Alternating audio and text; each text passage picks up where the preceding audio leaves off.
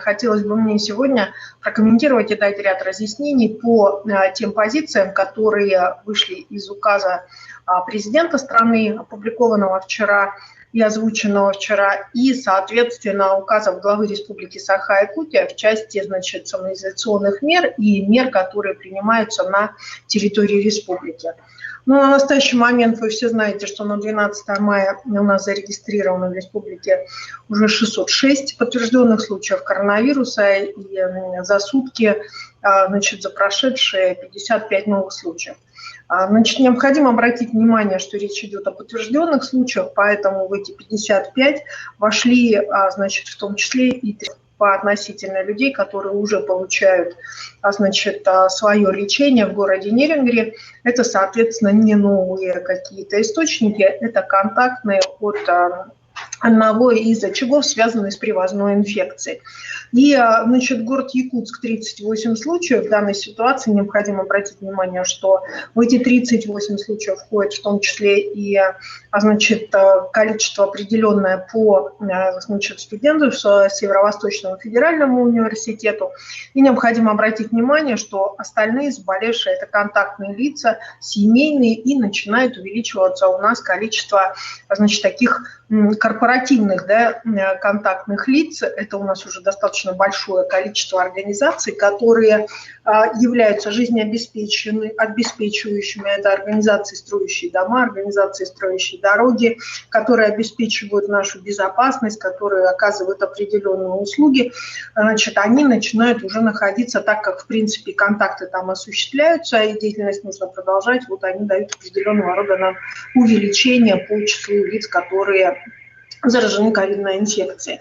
Но на настоящий момент нужно сказать, что мы закончили новый приказ и увеличили количество инфекционных коек на территории Республики Саха-Якутия, довели их до 1116 коек, и, соответственно, более 500 коек расположено, что нам позволяет, соответственно, и сдерживать, определенного рода тот напряг, который мог быть вызван нехваткой коек. То есть все идет в достаточно таком четком понимании о том, какова у нас примерно заполняемость как таковая. Из этих 1115 коек у нас заполнено 386 пациентов у нас вообще находится на излечении. В стационарах города Якутска около 300 пациентов как раз получают различного рода медицинскую услугу по излечению. Если говорить о состоянии больных, то у нас есть тяжело больные, которые находятся в городе Мирном, получают там лечение. Мы будем принимать решение их о перевозе в Якутск для получения, также через телемедицинскую консультацию и в целом для оказания медицинской помощи санитарной авиации именно в городе Якутске. И, соответственно, у нас в городе Якутске находится 8 больных, которые являются тяжелыми еще и в силу своих как возрастных особенностей, так и в силу особенностей, связанных с осложненными заболеваниями, которые у этих больных есть. В целом, мы работаем над тем, чтобы дальше продолжать увеличивать количество тестов на территории республики, скринингов, и, соответственно, начинаем более развивать в том числе и наши услуги по КТ для того, чтобы непосредственно смотреть большее количество, вовлекать именно в тестирование.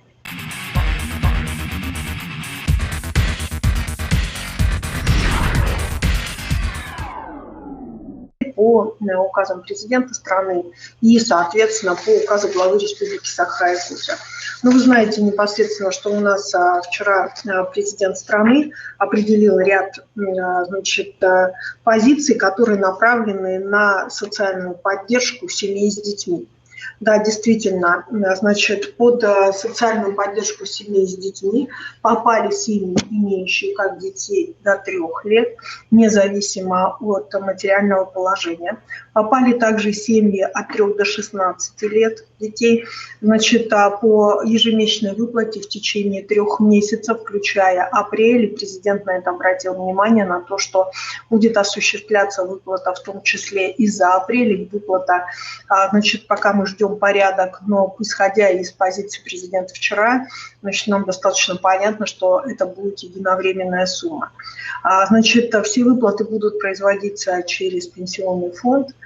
Соответственно, сегодня во время проведения штаба соответствующие задачи и доклад, и готовность Пенсионного фонда республики была подтверждена. Есть ряд выплат, которые пройдут, значит, непосредственно по линии Министерства труда и Управления социальной защиты на территории Республики Саха-Якутия. Это увеличенные выплаты пособия по, значит, уходу за ребенком до 1,5 лет. Значит, выплата увеличится в 2 раза. На настоящий момент, значит, мы находимся в разъяснительном, в диалоге с Министерством труда Российской Федерации в части этой выплаты, ее с точки зрения коэффициентов и надбавок, которые являются северными для этой выплаты. Поэтому ждем соответствующего разъяснения и тоже, значит, начнем работу по этой выплате как таковой. На что еще хотела бы я обратить внимание, это на тот момент, что наши работники медицинских учреждений, которые работают с ковидом, получат соответствующие президентские доплаты до 15 числа. Часть медицинских работников, значит, уже эту доплату получили, значит, по части готовятся соответствующие расчеты как таковые, потому что в данной ситуации рассчитывается, у нас одни больницы приступили уже достаточно давно по работе с ковидными больными, какие-то работают последние 3-5 дней, то есть, соответственно, выплаты должны получить все, поэтому расчеты осуществляются. И, кроме того, вы обратили внимание, что президент страны также обозначил позицию с точки зрения, значит, непосредственно выплат для тех работников, которые работают у нас в закрытом режиме в социальных наших учреждениях. У нас была своя региональная выплата, как вы знаете, мы одни из первых эту выплату начали выплачивать, и, соответственно, значит, вот эту вот выплату у нас получат значит, и работники наших соответствующих социальных учреждений, в которых у нас находятся на государственном попечительстве старики и дети.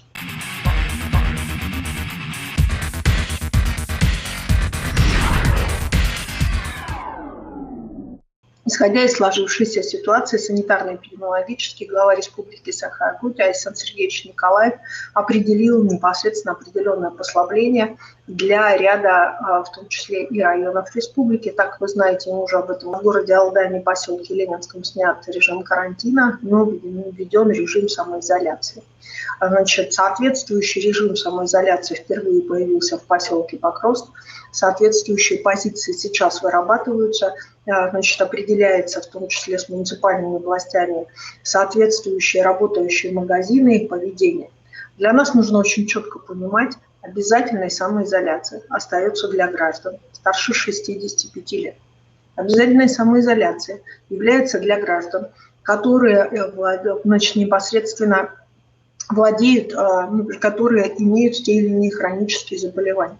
Обязательная самоизоляция является и для тех, кто непосредственно беспокоится о собственном здоровье, понимает, что любой выход за пределы квартиры, тот, кто сегодня находится у нас, по сути дела, на удаленке.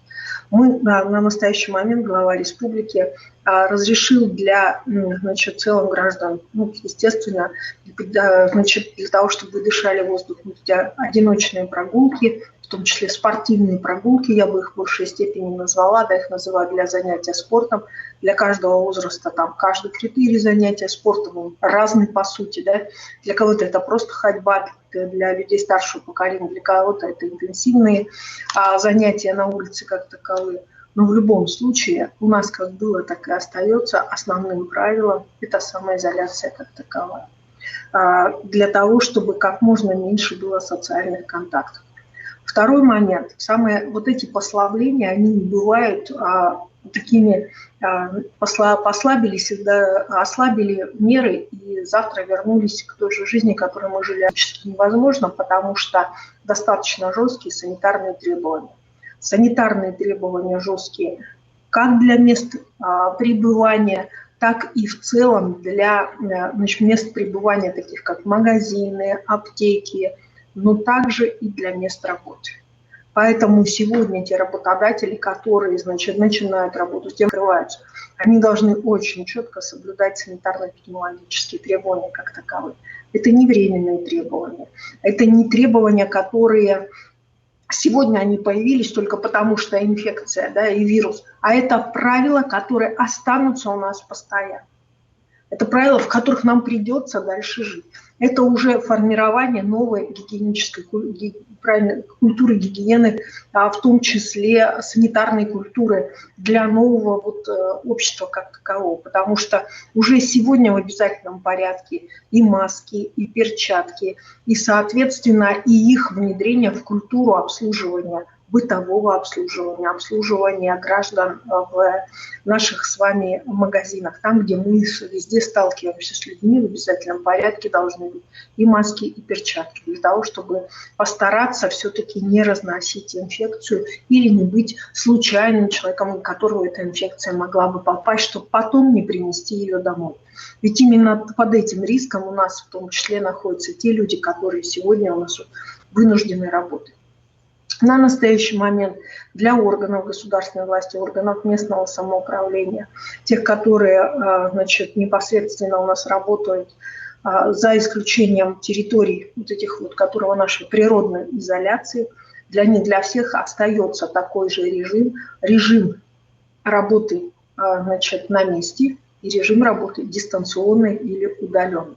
Для тех, для кого не может быть обеспечена удаленная работа, не может быть создано рабочее место, или в силу иных, значит, обстоятельств работодатель по рекомендации Министерства труда будет предлагать либо, значит, уход в отпуск, либо же непосредственно, исходя из деятельности или вида предприятия, разрешение вопроса по оплате труда как простой.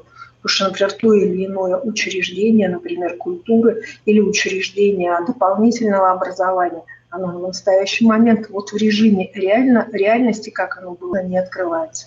Поэтому, значит, на настоящий момент мы ждем разъяснения Министерства труда и, соответственно, следите в том числе за их сайтом для того, чтобы эти вопросы разрешить.